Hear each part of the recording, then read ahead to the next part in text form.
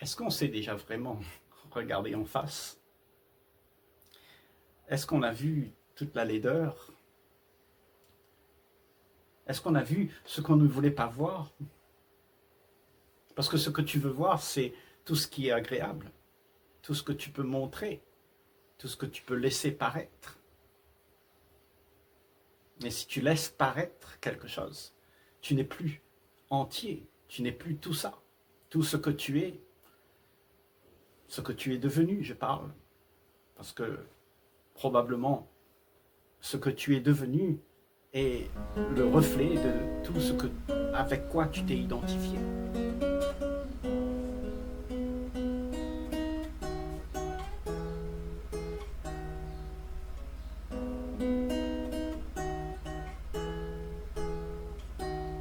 Tu t'es identifié à ce monde. Tu es devenu quelqu'un. Tu as du plaisir. Tu as du bon temps. Mais aussi, tu as du mauvais temps.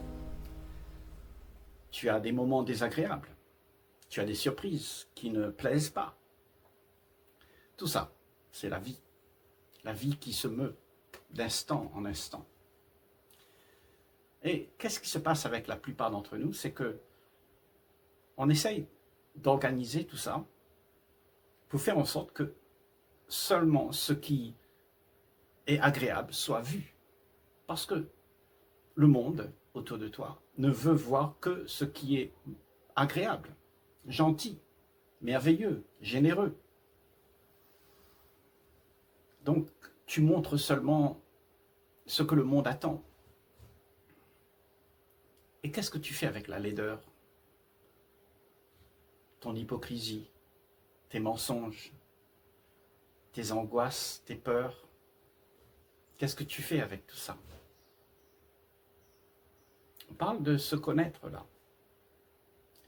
Et pour se connaître, il est important de savoir tous les aspects de ce qui se joue dans cette psyché qui est la tienne. Et qui a fait la conscience. Et la conscience se répercute sur soi. C'est comme les vagues de la mer. Elles viennent sur le rivage. Elle prend du rivage. Et puis quand elle repart vers la mer, elle emmène aussi ceux du rivage. Elle apporte et elle reprend. C'est ça la conscience. Nous sommes tous un vecteur d'action pour pouvoir faire en sorte que tout se joue dans l'action. Nous sommes des êtres d'action. Nous voulons faire exister ce que nous aimerions. Donc nous sommes dans l'action de faire des choses pour être mieux, paraître, et vouloir montrer seulement ce que tout le monde attend de voir. Donc il y a quelque chose en nous qui est laid. Ce sont nos fourberies, nos mensonges. Et tout ça, ça se transforme en laideur dans le monde. Tu regardes le monde, il y a de la corruption, il y a des guerres. Tout ça, c'est l'expression de ce qui se passe là-dedans. Et en fait, il y a une peur d'aller vivre ça, d'aller comprendre ça, d'aller voir tout ça, d'aller se connaître soi-même. On ne veut pas voir qu'on est mesquin. On renie qu'on est quelqu'un de méchant. On va montrer à l'autre que moi, j'ai de la valeur. Et donc, on se ment tout le temps à soi-même pour montrer une apparence de soi à un monde qui attend que ça. Et en dessous de tout ça, il y a un gros mensonge qui se joue. Et tout le monde dit que tout va bien, mais en fait, il y a quelque chose qui se trame sous le tapis et que tout le monde veut cacher. C'est quoi ça? Est-ce que c'est parce que ce que tu es là, cet individu, indivisible, mais qui a été divisé entre ce qui est agréable et pas agréable, entre sa bonté et son égoïsme. Et on montre seulement la bonté, mais pas l'égoïsme. On a peur de voir ça, parce que ça, c'est quelque chose qui émerge automatiquement, mécaniquement, dans des situations où on veut se protéger. On se protège de quoi? De quoi on se protège? On se protège de ce qui est désagréable, ce qu'on ne veut pas vivre. Donc, toute une décennie à faire cela, nous sommes devenus ce que nous sommes. Ce que nous sommes, c'est un paquet de jolis et un paquet de vilains. Et nous avons séparé ces deux-là. Nous n'avons jamais été en harmonie avec nous-mêmes. Nous sommes en dualité entre ce qui est agréable et ce qui est désagréable. Parce que nous sommes devenus ça, nous sommes identifiés à ça. Et nous subissons tout ça. Chacun d'entre nous. On croit être ces choses-là. Quand tu dis « je suis gentil », tu parles de toi. Mais quand tu dis « je suis méchant », tu parles de toi aussi. Mais est-ce que tu es prêt à connaître qui tu es vraiment? À voir la laideur, mais pas seulement ce qui est joli. Ça demande beaucoup de sincérité envers soi-même. Il faut se regarder.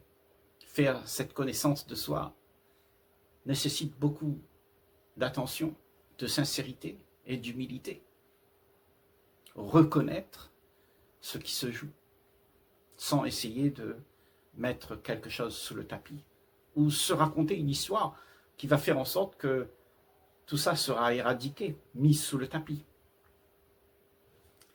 En fait, l'apparence que nous avons, c'est de montrer au monde ce que le monde a toujours attendu, des uns et des autres. Parce que c'est les uns et les autres qui te donnent de l'énergie pour pouvoir trouver une zone de confort. Donc on brime les uns et les autres à nous donner ce que nous voulons avoir. Et nous voulons avoir quoi? De l'affection, de la gentillesse, du bon temps. Il faut que ce soit agréable.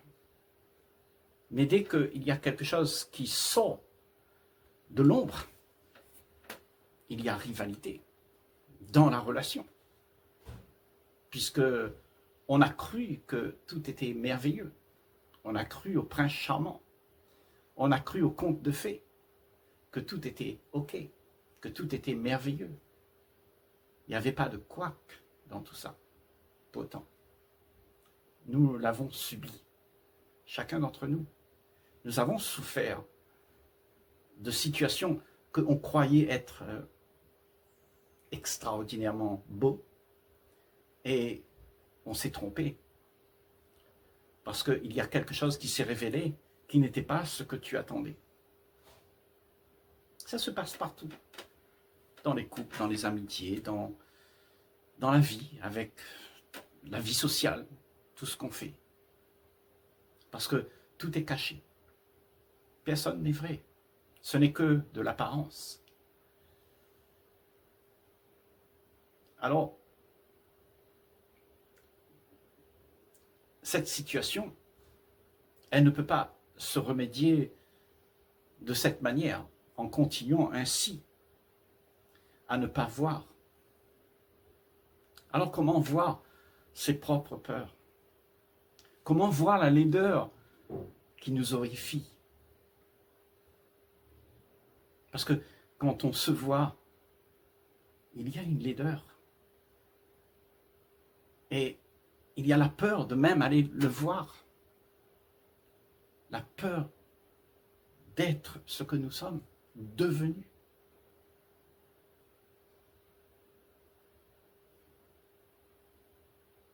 Donc tu ne veux pas aller dans cette direction-là.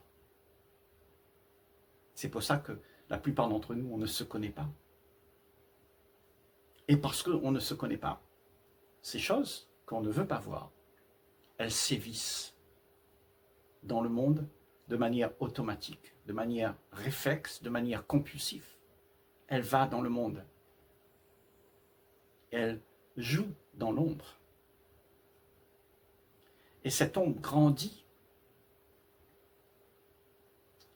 Et c'est ce que nous voyons autour de nous. La corruption, les meurtres, les peines. Parce que ce sont des choses qu'on n'a pas compris, on n'a pas vu, on n'a pas voulu regarder en face. Parce que si tu regardes en face cela, tu t'aperçois que ça, c'est vraiment quelque chose que tu peux comprendre. Et si tu comprends ça, tu es maître. Et qui serait le maître alors? Le maître au-dessus de la psyché, le maître au-dessus du bien et du mal. Qui est celui-là? Est-ce que c'est celui qui vit dans l'histoire qui est vécue, ou on met toutes les choses sous le tapis pour pouvoir être dans l'agréable?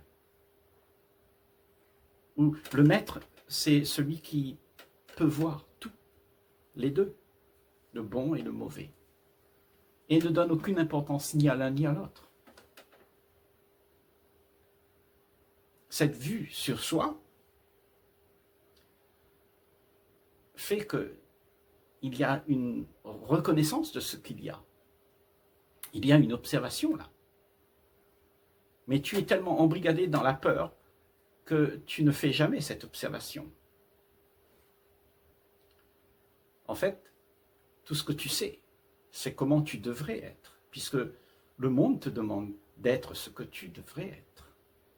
On te dit partout où tu vas, dans les institutions, les religions, il faut être gentil, aimez-vous les uns les autres. Tu ne sais pas faire ça. Il faut être honnête avec toi-même. Tu ne sais pas le faire. Et quand tu le fais, il y a toujours un problème. Parce qu'il n'y a pas ce que tu attendais. Donc tu ne le fais plus parce que tu attends quelque chose. Donc tu t'isoles dans ton petit monde où tu veux seulement côtoyer ce qui est joli, bon, merveilleux. Tu te fais des histoires. Tu te racontes des histoires pour pouvoir être bien dans une zone de confort que tu as inventée, où tu as exclu tout ce qui est vrai. Tu as emmené seulement ce que tu veux, ce qui devrait y avoir. Mais l'ensemble de tout n'est pas là. C'est donc ce que tu es est devenu une zone de confort où tu t'arranges pour être ce que tu devrais être. Et il y a une peur terrible de découvrir qui tu es vraiment. Tu es tout. C'est ça qui se déroule. Et alors tu t'aperçois que ça, c'est pas toi, puisque tu peux l'observer, hein? Puisque il y a possibilité d'un regard au-dessus de la scène. Et quel est ce regard? Qui peut voir ainsi? Est-ce qu'il y a quelqu'un qui voit ainsi? Est-ce que l'individu peut voir ainsi? Est-ce que tout ce que tu es devenu peut voir ainsi? Non. Il faut que tout ce que tu sois devenu cesse d'exister pour que ça puisse se produire. C'est-à-dire qu'il y a une liberté, un regard libre et qui n'est pas coincé dans les choses de comment ça devrait être. Donc la vision, elle est restreinte, limitée. Tu ne vois que ce qui est demandé de voir. Et qui c'est qui a demandé de voir? Ce sont toutes les pensées que tu côtoies, toute cette vie que tu as, et tous ces gens la volonté collective te formate pour regarder ainsi. Donc tu ne vois que ce que tu veux voir, pas ce qui se passe. Donc la connaissance de soi, c'est de découvrir ce que tu ne veux pas voir, ce qu'il y a de plus laid en toi, et de l'accepter. L'accepter. Sans rien faire, sans juger, sans dire que c'est bien ou c'est pas bien, sans juger. Et laisser cela être. Laisser cela se dérouler. Parce que le laisser être déroulé, ça veut dire qu'il n'y a que l'observation. Il n'y a plus celui qui essaye de cacher, de mettre sous le tapis. Il n'y a plus. Il y a une réaction qui a disparu. Et cette réaction, elle est bénéfique parce que il n'y a plus rien qui est fait pour entraver ce qui est. Parce que ce qui est, tu ne peux pas le changer. Tu ne peux pas changer la structure du cafard, ni la structure du papillon. Tout est là. Et c'est ce qui se joue en chacun d'entre nous. Parce que ce qui se joue, cette psyché, c'est l'héritage de toute la race humaine qui nous a été donné. Et nous n'avons que ça pour pouvoir réagir avec le monde, avec tous les événements qui arrivent. Et cette réaction que tu as, c'est une réaction qui fait que tu résistes. C'est-à-dire que tu résistes à rien faire. C'est-à-dire ta nature, la nature profonde de l'observateur, c'est qu'il est là, il est témoin, il ne joue pas, il ne veut rien, il n'attend rien, il observe. Cet observateur et toutes les choses qui sont observées, c'est la même chose. Alors, l'observateur qui observe ce qu'il est lui-même dégage de toute cette stature une perception. Une perception qui voit. Une perception qui ne fait rien. Une perception qui voit les choses telles qu'elles sont. Il n'y a rien à atteindre, rien à vouloir. Il y a juste une perception qui découvre tout. Et cette perception, quand tu as cette perception, c'est-à-dire cette perception, c'est ce que tu es en réalité. Puisque dans cette perception, il n'y a pas le mouvement de ce que le monde propose. Donc tout ce que tu es devenu n'est plus affecté par cela. Ce que tu es devenu disparaît. Disparaît parce que l'observateur est venu à un point où il va voir les choses comme elles sont. Et cette vision, c'est la seule chose qui reste. Il n'y a plus d'observateur, il n'y a plus d'observé. Il y a juste un regard, une perception. Parce que rien n'est fait. Parce qu'il est possible à ce moment-là de voir. Parce que tout le temps, c'est l'action, la réaction sur tout ce qui se passe, les événements. Donc, il n'y a pas d'observateur. Il y a juste celui qui est en train de contrôler, arranger, pour que l'apparence de ce que je suis puisse être au top. Cette activité, elle est celle de diviser, de cacher. Et cette activité, c'est l'activité de la pensée. C'est parce que tu es sous l'égide de la pensée, sous l'égide du programme qui a été donné depuis les temps mémoriaux de l'humanité. C'est un programme que tu as pris et que tu répètes, parce que tu t'es identifié à ce qui a été dit, à ce qui a été mis en place. C'est-à-dire, tu es le résultat de toute une décennie d'activité. Tu as hérité de tous ces schémas de pensée qui ont été construits au fil du temps. Et c'est comme ça que tu vas réagir avec tout ce que tu connais. Et là, cette réaction, elle est justement une illusion. Parce que peu importe ce que tu fais, comment tu réagis, comment tu contrôles, ce qui est en train de se produire, se produira.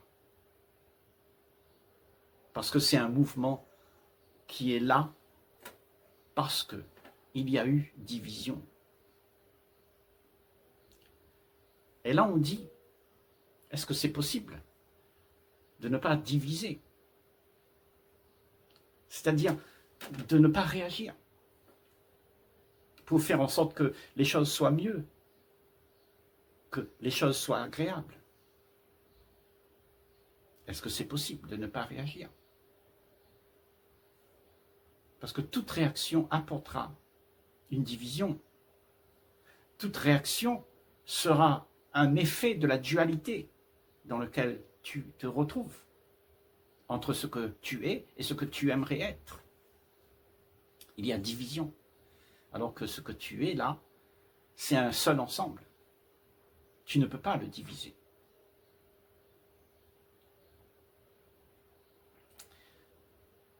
Ce qui se trouve là, c'est une réalité.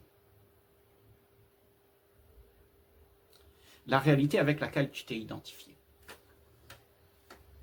Et ça, tu ne peux pas le changer. Tu crois peut-être que tu peux changer. Tu peux en faire quelque chose d'agréable et puis quelque chose de mieux, que tu puisses avoir une petite zone de confort et puis tu dis toute ta vie, je vais réussir à le faire, je vais y arriver, je vais devenir quelqu'un de bien, je vais faire quelques prières, quelques postures de yoga, de méditation, et je serai bien. Mais ça n'arrive jamais, parce que tu es divisé. Ce que tu vas trouver, ce sera ton désir, et tu vas seulement avoir le désir pour paraître. Tu vas montrer une partie que tu as rêvé. Tu as rêvé d'être comme ça. Alors c'est ce que tu vas montrer, c'est ce qui va y avoir. Parce que ton désir porte à croire que tu peux devenir ce que tu aimerais être. Mais le problème, c'est que là, c'est une grande illusion. Parce qu'on se cache à soi-même une réalité profonde. Une réalité que tu ne veux pas voir. Il y a le bon, mais il y a aussi le vilain. Le vilain, ce sont toutes les peurs que tu as accumulées. Parce que tu as peur de ne plus exister. Ton cauchemar, c'est de ne plus être reconnu par le monde qui te demande d'être ce que tu devrais être. Ça, c'est le cauchemar de cette fabrication qu'on s'est donné d'avoir pour exister. C'est-à-dire cette psyché à laquelle on s'est identifié. C'est-à-dire ce moi qui se dit être quelqu'un. Mais est-ce qu'il y a vraiment quelqu'un? Vraiment? Est-ce qu'il y a quelqu'un? Réfléchis avec moi. Il n'y a personne. C'est un héritage de la mémoire, du passé, qui a fait que cette structure est vivante parce que tu t'es identifié avec elle. Tu lui as donné de la vie. Tu lui as donné de l'énergie pour pouvoir exister. Les pensées que tu as sont animées de ta volonté pour pouvoir faire exister ce qui n'existe pas. Donc c'est pour ça, souvent on entend parler que la pensée est créatrice. Certes, elle est créatrice. Elle a fait beaucoup de choses.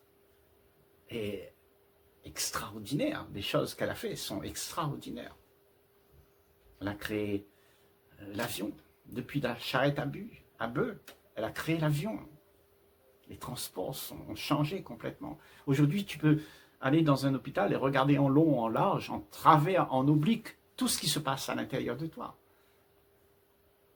Ce sont des prouesses énormes. Mais ça, c'est quelque chose qui est l'extension même de ce que tu aimerais faire exister. Parce que c'est beau. C'est ça qu'on veut. On veut devenir ce qui est irréprochable. Pourtant, la vie, elle est tout. La vie, elle est l'agréable et le désagréable. Donc tu t'es mis dans la tête que ce que je veux, ce qui devrait y avoir, c'est seulement ce que j'ai conclu toute ma vie. On m'a dit que c'était comme ça, donc j'ai fait la conclusion, je me suis identifié à cette conclusion et je prône comment ça devrait être. Donc tout ce qu'on fait dans nos sociétés, on fait des règles pour dire à tout le monde comment ça devrait être. Et quand on fait ça, on fabrique des moutons. Des moutons qui ont peur de ne pas être récompensés. S'ils ne font pas ce qui est dit, ce qui devrait y avoir, alors ils perdent leur récompense. Et le mouton qui a eu tous ces plaisirs, tous ces gadgets, toute cette facilité d'avoir une zone de confort, mais il a peur de la perdre. Il a peur de perdre le privilège qu'il y a quelqu'un qui lui montre du doigt les pâturages verts. Et c'est ce qu'on veut. On veut le plaisir. C'est rempli dans toutes les vitrines de nos magasins. Et le désir monte et monte de plus en plus, parce qu'il y a de plus en plus de choses à gagner. Et c'est ce qui nous intéresse. Parce que tu as l'impression que quand tu prends ces choses-là, tu as atteint un certain but que tu voulais faire exister. C'est une impression. Mais la vie n'a pas de but. Ce qui se passe pour de vrai n'a pas de but. Ce qui se passe pour de vrai quand ce regard, cette perception qui voit tout, là-dedans, il n'y a pas de but. Il y a juste un regard. Un regard qui ne fait rien parce que c'est l'ordre. C'est l'essence même de ce qui existe. Et ce qui existe, c'est le tout, non divisé, non séparé. Tout marche ensemble, à merveille. Parce que tu sais qu'est-ce qu'il y a là. Parce qu'il y a quelqu'un qui observe et qui voit la laideur et qui sait comment réparer tout et faire que tout soit en harmonie. Que le cafard puisse vivre à côté du papillon, sans heurts, parce que c'est naturel. La vie est faite ainsi. Donc, si tu subis tout ça, ça veut dire que tu t'es identifié avec tout ça. Mais ça, c'est pas toi. C'est le résultat de toute une décennie de réactions qui a créé toutes ces choses. Et nous sommes devenus cette psyché qui est en conflit.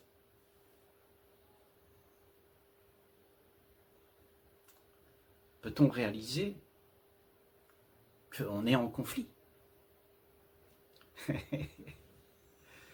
Est-ce que c'est possible de réaliser ça?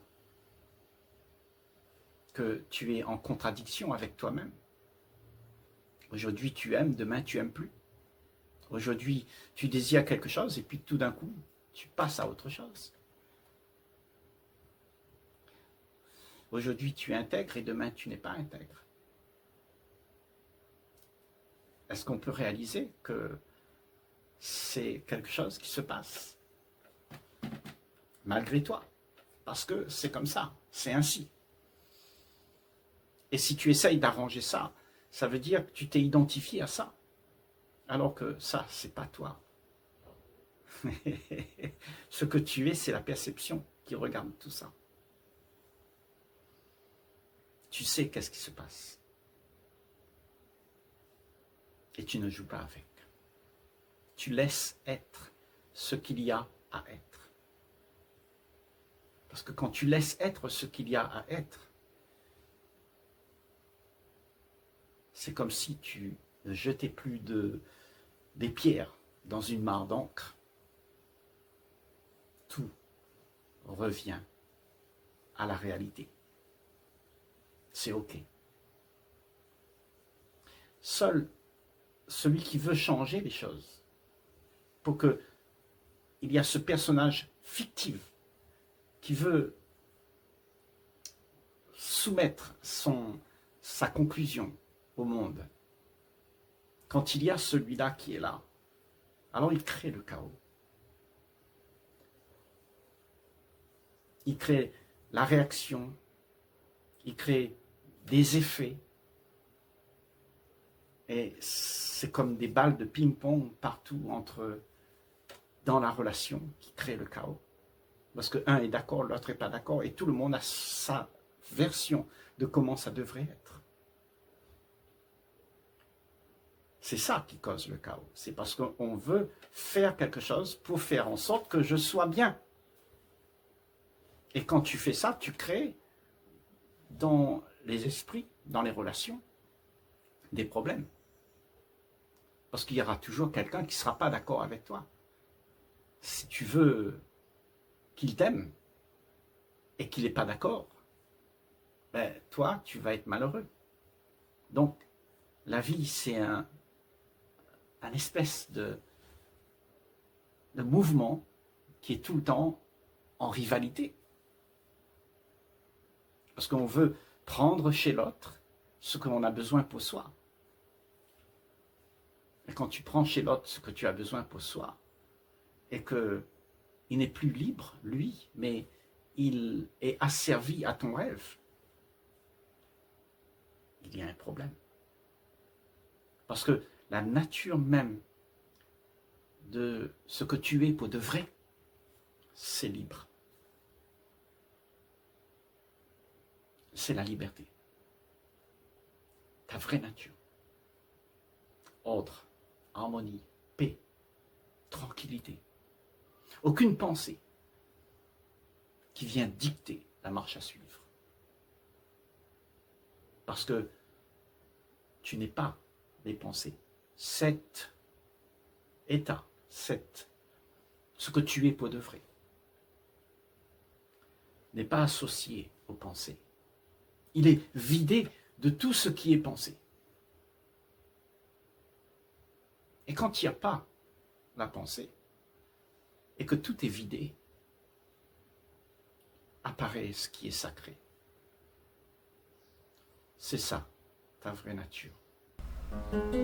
Sans peur, sans laideur,